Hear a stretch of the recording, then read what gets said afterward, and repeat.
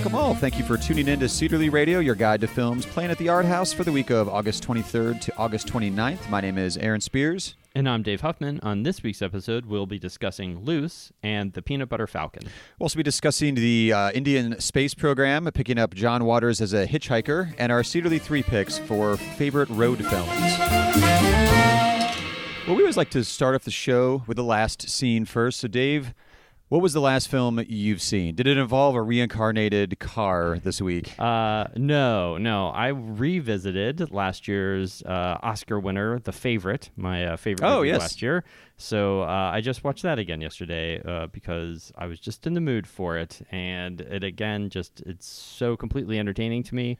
I love pretty much everything about it.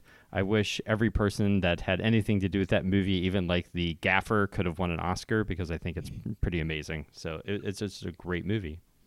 I haven't checked in with Yorgos Lanthimos in a while. Has he got something coming up? I assume at this point, since The Favorite is, a year old. I'm sure he is, but I haven't actually been looking at that either. But, a quick internet search shows that he's got something in pre-production called Pop 1280. So okay. That's something in pre-production. All right. Mm-hmm. Oh, like population? I'm assuming. Oh, okay. It's Pop period 1280. Interesting. Mm-hmm. Yeah. That's always just one of those, like, I'll see, so-and-so's got a new movie coming up, and I was like, ooh, and then I'll just get that hankering for whatever the last one I just loved to watch and revisit that. I wasn't sure if that was one of those. You just were in the mood for The Favorite. I was definitely in the mood for The Favorite last night. Right. I think all this talk about Olivia Colman, I'm a little upset because I didn't get to see Them That Follow before we lost it here at the Cedarly, and I wanted to see it just because I love her. Sure. So. And how about you? What was your last... I ventured out to catch up on a different type of foreign film last night. Oh. It was Mission Mongol. I think I'm pronouncing that right. Oh, yeah. Indian film about the Indian Space Research Organization successfully launching a Mars orbiter mission with no humans inside of it. Right. It's one of those... And how is it? It's, fine. Is it a Bollywood, like, kind of break into song kind of movie, or is it more... Oh, there's a ton of music in it, but it's kind of more like music. That's a good question. There's not big production dance numbers or anything. Well, like that, there's like choreographed like music video stuff where they're like doing research and getting the rockets, getting stuff built. Yeah. Montage, I guess. I mean, yeah, there's a lot of music with lyrics. Man, doesn't he? I feel like if they broke out into song and started singing, I'd remember it. Aaron, did you actually see this movie? Yeah. But it's like 2 hours and like 35 minutes in the theater. Like it was, there's a formula. It's, I would say, for the sake of a quick synopsis, it's sort of like an Indian response to Hidden Figures. A lot of very intelligent women working on this project, but they do it from like that scrappy point of view. Like, good. One lady remembers like, oh, here's how I fry bread. Hey, this science would work to get this this payload out into space and get the orbiter headed towards Mars. So it was perfectly entertaining. There's nothing wrong with it. It just wasn't one of those like this is going to win all the awards for. It's not going to be a best foreign film nominee or anything. It was just. When you think of going into space and I think of NASA, maybe the Russians in the 50s. And no, like there's countries that have programs and they're working Everyone has their own. Yeah. Exactly. So it was interesting kind of movie in that regard. And did you see it on your own or did you convince somebody to go with you? No, I just went and caught a late show and everybody else in my house was in bed. Well, there you go. Which is not when you catch a 2-hour plus,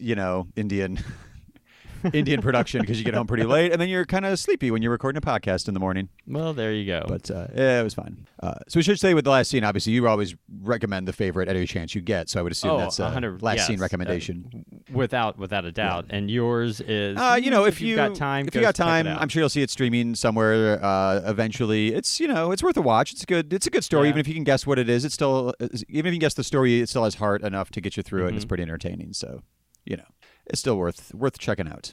At the Art House this week, I hadn't checked in with the we opened Blinded by the Light, which was the non-traditional musical-ish about Bruce Springsteen. I was like, oh, I forgot all about yesterday, the Beatles one.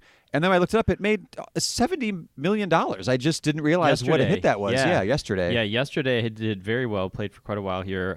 Blinded by the Light, not so much. It did okay this weekend here at the Cedarly. Nationally, I think it barely cracked the top 10 in its national release. It hasn't quite clicked the same way that yesterday did. Well, it hasn't been out as long either, so...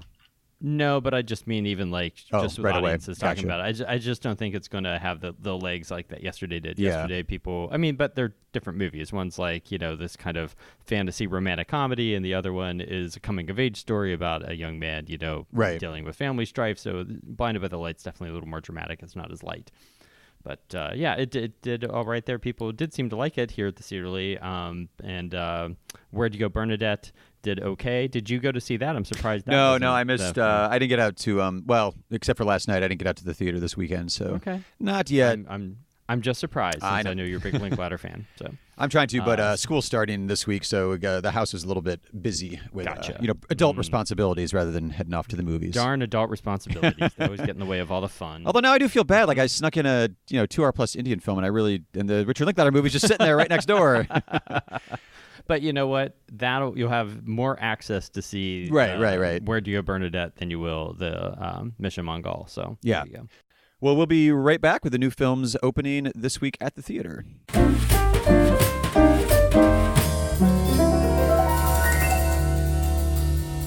Well, the first film we are opening this week is Luce from director Julius Onah. This is about a married couple played by Naomi Watts and Tim Roth, where they're forced to reckon with their idealized image of their son, adopted from the war-torn Eritrea, after an alarming discovery by a devoted high school teacher threatens his status as an all-star student. When I first met my mother, she couldn't pronounce my name. My father suggested that they rename me. They picked Luce, which means light. If you Googled model student, Luce Edgar's picture would come up on the computer. Given Luce's background, you and Peter must have faced quite a few challenges. The language barrier, the culture shock. I mean, you don't pull a kid out of a war zone and have him turn out like Luce without a lot of help. Which is why this is so difficult. Difficult? Last week, he wrote a paper in which he argued that violence was a necessary cleansing force. You teach this? I don't. So what? Just something's going on, and I want to be in front of it. She thinks I'm a poster boy, black kid who overcame his tragic past. You really don't like her, do you? Okay, what about a responsibility to tell the truth? What? You don't conform to what she wants, and suddenly you're the enemy. This woman has some kind of vendetta against Luce. Isn't there a chance that what he wrote just went over your head? I can tell the difference between miscommunication and provocation. Like, get how writing something like that might make someone freaked out. You really think I believe that stuff? I don't know.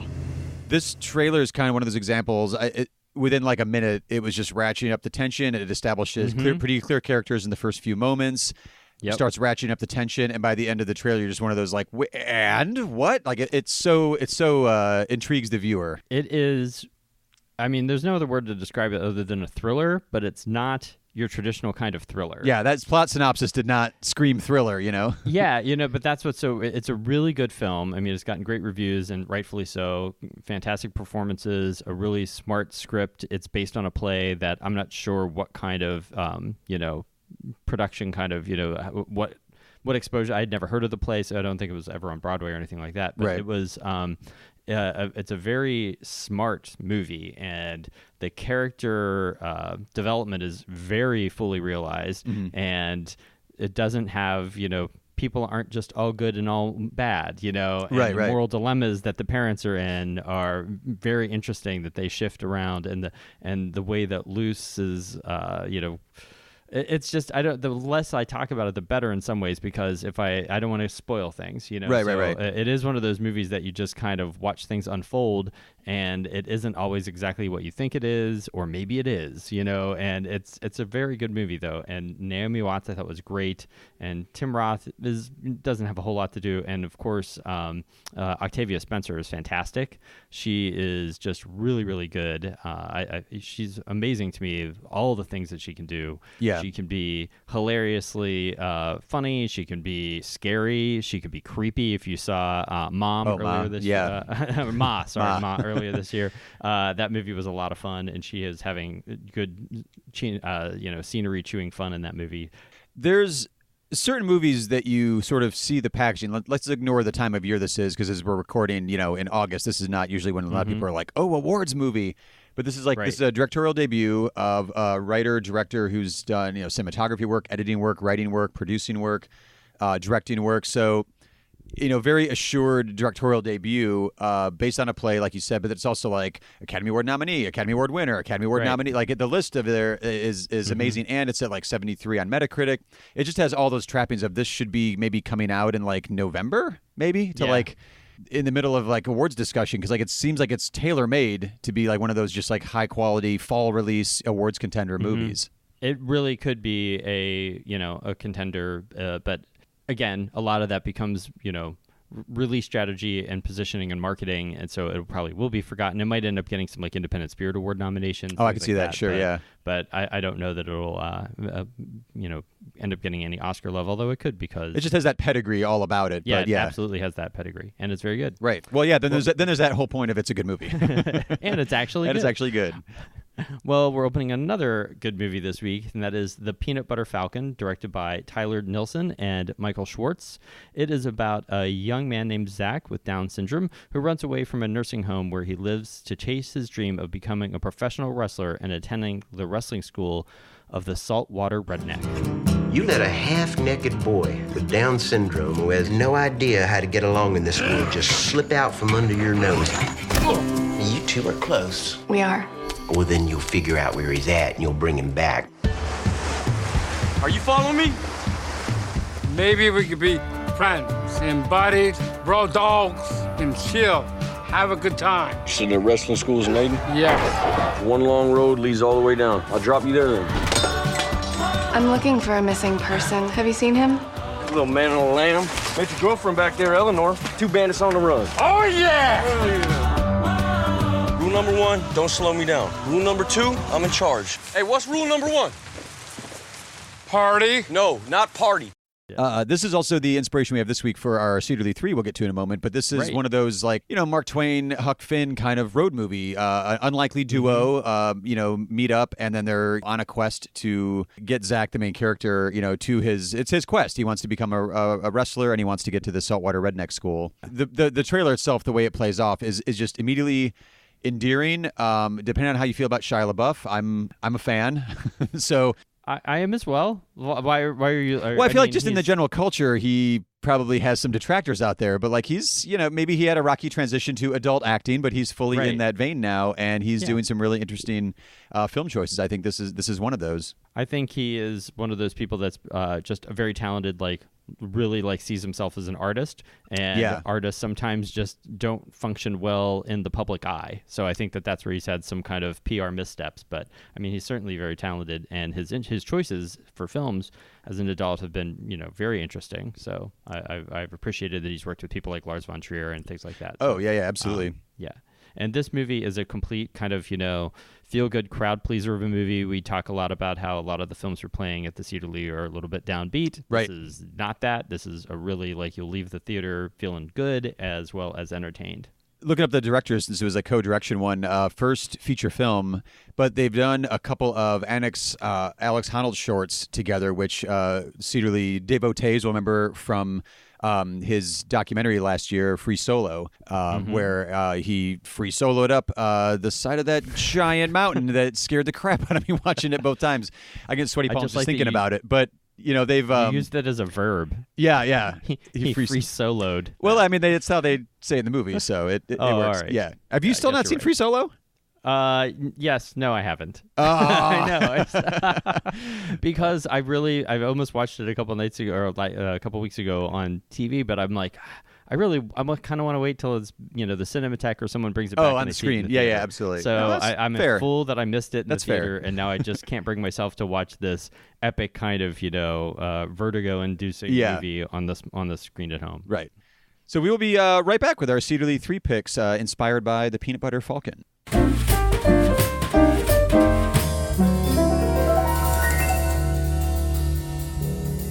Well, each week we like to take inspiration from one of the new films opening and suggest 3 films to broaden your cinematic world.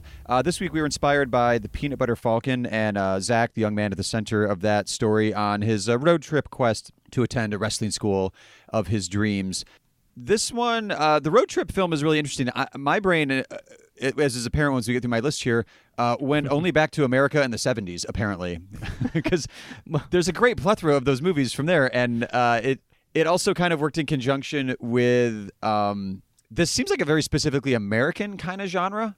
I mean, I know there are road movies from other, Latin America's got a bunch of really good ones that did not make my list, but you have the, Motorcycle Diaries, Y Tu Mamá También kind of style. But I wasn't thinking of a lot of foreign films right away when I was looking at this topic. My brain apparently works just like yours because the first things that popped into my head were also some 70s stuff. And so the first one on my list, I feel like I might have even talked about it already on the show for a different Cedar 3 topic, but my brain isn't good enough to remember, or I haven't kept a good list of what those films were. So the first one I would talk about is Paper Moon by Peter Bogdanovich from 1973 with Ryan O'Neal and Tatum O'Neal. It's just a fantastic road movie about a con artist, Bible salesman, going through the South when promising to return this little girl to who may or may not be his daughter, right? To take her to her next of kin after her mother dies, and he is he knew the mom in the past, is all we'll say. So it's never really clear if it is his daughter, but it's most likely his daughter. And it's just a really funny, charming movie. Tatum O'Neal won an Oscar for it. It's just a great movie, and it makes you miss the kind of charm that Ryan O'Neal had and how he just kind of imploded as a person. Yeah, that's true. It's sad, but it's a great movie, and if you haven't seen beautiful black and white cinematography, it's a great movie.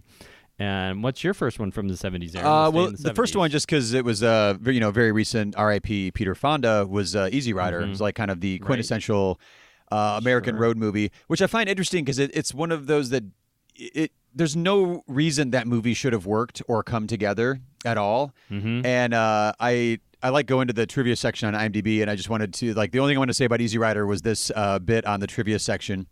Dennis Hopper and Peter Fonda did not write a full script for the movie and made up most of it as they went along. They didn't hire a crew, but instead picked up hippies at communes across the country and used friends and passerbyers to hold the cameras, and were drunk and stoned most of the time. There you that go. Shouldn't produce a quintessential, maybe it should have produced a quintessential, classic. American hippie road movie, but it did. And I'm sure that's also the description for many, many, many of failed films as well out there that we'll never know about. So yeah, well, they don't really teach that technique in film school. No. I mean, that film is taught in film school, but the techniques are not taught in production classrooms anywhere. So my next one on my list is another great one from the 70s. It is Badlands, the fantastic Terrence Malick kind of crime spree couple film, outlaw couple movie with Sissy Spacek and Martin Sheen, which is just really one of the best films of the entire decade. And for those of you that might only know Terrence Malick from his more recent, more esoteric and existential sort of filmmaking forays, and maybe you're afraid of revisiting any of his earlier films, I would say don't be afraid. If anything, actively seek them out, because Badlands is a fantastic movie. It's very narrative driven. It's not like Tree of Life or one of his more recent movies. Right. To the Wonders some of the other one. I'm trying to remember the name of the one that we showed here that even I was like, oh, even I can't do this one. Oh, Knight of Cups. But Knight of Cups, that was it. Yep, that's exactly right. Yep. Yeah, he can be a little obtuse sometimes, but there's sparks of genius in there. But this has a narrative story. Yeah, the story propels this one along. Yeah. So if you've not seen Badlands, first off, if you're listening to an art house cinema podcast, I'm surprised that you haven't seen Badlands, but I won't judge you any longer. But still, you should definitely go check that one out. Yeah. No film geek shaming on the show. Just quietly go find that one and watch it right away. And do you have another 70s? Yeah. I was really just stuck in the 70s this whole way through. I don't know. It's where my mind went. Maybe there was just something about the zeitgeist at the time that just people wanted to hit the road and wander. I went with, so we kind of mentioned a lot of like outlaw ideas. You had Easy Rider, the Outlaws, Badlands, the Outlaws. There's also sort of like the quest narrative in the road trip genre, which I think is where Peanut Butter Falcon, overlaps, and that's where it belongs. Right. When they're on a quest to do something there. So I went with Scarecrow from 1973, Jerry Schatzberg's film. If you like Gene Hackman and you like Al Pacino, but you also specifically like them in the 70s in the movies they were choosing, this is one you have to watch together.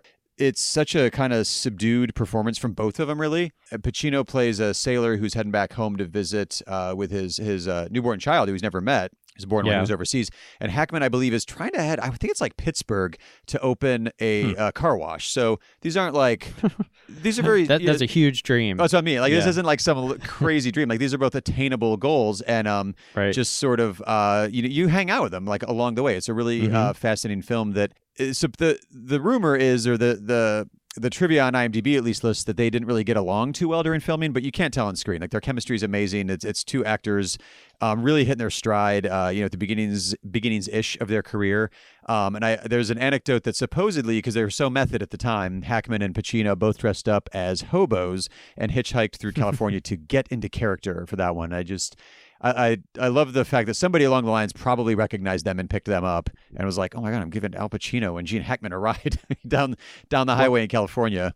Makes me smile thinking about that situation. Well, from a couple years ago, John Waters' book Carsick, where he did that. He like hitchhiked across America, and so just random people were picking up John Waters. And of course, not everybody knows who John Waters is, but there certainly were enough people that would be like, hey, is that John Waters hitchhiking? And then they would pull over. There was like a band that picked him up and like drove him for a while. So yes, just and next time you see a hitchhiker, it might be John Waters, a world famous actor or director. So don't just dismiss them. Not following his career as closely as you do, I had no idea he had done that. That actually sounds like a fantastic YouTube channel. If John Waters ever wanted to wade into YouTube territory, I'd love to. I love that he did that as a book, though, in the modern era, not as a YouTube channel too. That's kind of fascinating. Well, some people had definitely, I think there were some people that had posted like some stuff on social media because like I remember things on Twitter, like when he was doing it, someone had like, I think it was maybe that band that they picked up, some little indie band that picked him up, and they had like tweeted out about it and stuff. But yeah, it is surprising. I think he probably asked people like, hey, don't, put too much out there because I'm writing a book. Sure. But still. Yeah. Well, getting out of the 70s for a second. Well, just for a moment. The next one, just for a moment. Yeah. The next one I want to talk about is David Lynch's movie, The Straight Story, which is least David Lynch movie ever made. And it's a great film about a man, an elderly man played by Richard Farnsworth, who ended up getting an Oscar nomination for it, who is driving to visit his brother. And the only means of transportation he has is his little tractor. So he is driving his tractor across the country. And it's just a really charming, very cute movie that you don't usually say charming and cute when you talk about David Lynch. So no, not at all. It's strange that he made a G-rated movie that was distributed by Disney. Yeah, it's a great film. It's also the only time you've ever seen like the Disney logo above a David Lynch film title as well, which is also like everything about it is one of those like really like, well, somewhat similar to Easy Rider, like how that got made, that makes no sense, but how The Straight Story in a different way got made is also makes no sense at all. But they both worked out fantastic. So speaking of like YouTube videos, how some people like go back in and they take like if you watch that Home Alone, where someone's like added in all like gore and stuff, all the like blood so, that like, would have happened. Stuff. Yeah. So like, what if someone took like Inland Empire and made a Disney edit of Inland Empire and put that on YouTube? I would love that. G-rated, G-rated versions of all the David Lynch classics. Recut it down from 3 hours. You got enough footage in a 3-hour movie. And the people in the rabbit head. So I'm sure you can make some kind of Disney cut of Inland Empire. For those of you out there on the internet that have enough time, I'm saying those of you with free time, go nuts and then let us know about it. I am so thankful there are so many people out there that do have enough time to make these things online because I'm always impressed when I see them. The last one to go back to the 70s to wrap up my list is the Monty Hellman classic Two Lane Blacktop with James Taylor. Oh, love it. That James Taylor. Warren Oates, Dennis Wilson from the Beach Boys. I think probably his only film role. I never looked that up. I'm not sure. And Laurie Bird is in there as well, one of her few film roles. This movie, as I was reading up about it, I haven't seen it in a while, but like it was definitely one of those like we're doing road movies. Oh, Two Lane Blacktop like jumps right to mind. Right. I was kind of wondering, going back to Where'd You Go, Bernadette? Richard Linklater he's destined for some sort of road movie. I'm thinking maybe like all shot in a car, like a Lock style, the Tom Hardy film from a few years ago, or something where because he's done those kind of stunt things before, like Tape, where it was all shot in one hotel room on digital video. Like I'm waiting for a Richard Linklater road movie because it seems like that's right up his alley. But he came up with Two Lane Blacktop because I found an interview or an article. It's a list that he put out where it's like his 16 reasons why he loves Two Lane Blacktop. So, seek that out and it'll definitely convince you to watch the movie if we're not. So, Richard Linklater is vouching for it along with both of us. Two Lane Blacktop from 1971. Yeah, I don't think I've seen that movie since college, so I'm definitely due to revisit it. Yeah. Next week, Cedar Lee 3 is inspired by After the Wedding, which is an American remake of an Oscar-nominated Danish film. Starring Mads Mikkelsen from a number of years ago. I want to say like early 2000s, I think. So our topic, we're going to have a little bit of speculative fun next week. Our topic's going to be foreign language films we want remade. We're going to keep it positive. There's so many times it's like, oh, why are they remaking that movie? Let's go for that foreign film we really want remade in Hollywood because we're in America. We're going to stick with the American film industry. So foreign language films we want remade in Hollywood. Submit your picks if you have any to throw our way at CedarLee3 using the hashtag CedarLee3, the number 3. But before we sign off for this week, we do want to let you know about a special event we do have coming up here at the theater. This week, we have Fathom Events and G-Kids presents My Neighbor Totoro as part of the Ghibli Fest 2019. That's going to be playing Sunday, August 25th at 12:55 p.m. and Monday, August 26th at 7 p.m. And we've partnered up with our friends at the new vegan restaurant up on Taylor called Fudazatva, and they're going to be doing some My Neighbor Totoro-inspired specials this weekend with bento boxes and other things. And if you stop by Fudazatva, you'll get a special concession coupon that you can use at the Cedar Lee when you come to see My Neighbor Totoro. As always, thank you for tuning in to Cedar Lee Radio and lending us your ears this week. All the music heard on the show is original music written by Grant Heineman and performed by the New Heights Jazz Ensemble, used with their permission, of course. Visit clevelandcinemas.com for correct showtimes and to purchase advance tickets. Also, there are links in the show notes. You can use those if you'd like as well. Follow us on Facebook, Twitter, and Instagram. We are at Cedar Lee Theater, spelled with an R-E at the end because we're fancy like that. Don't forget to subscribe to the show wherever you find your podcast, and while you're subscribing, leave us a rating and review, or better yet, tell a fellow film geek about the show. We'll see you at the movies.